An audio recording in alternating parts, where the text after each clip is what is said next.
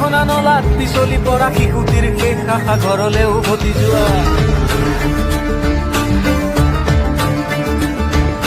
ক'লা পানী ৰঙা পানী ঘৃণনীয় ৰাজনীতি চিনাকি দিব হিচাপি নপুংসক বুলি।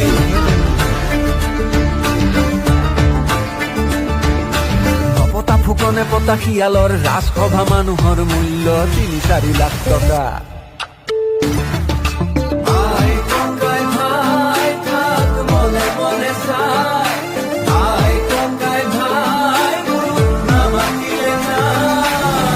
এদিন চাবি তোৰো দুখৰ সমভাগী নাই, বুজি পাবি মানৱতা কেনেকে হেৰা।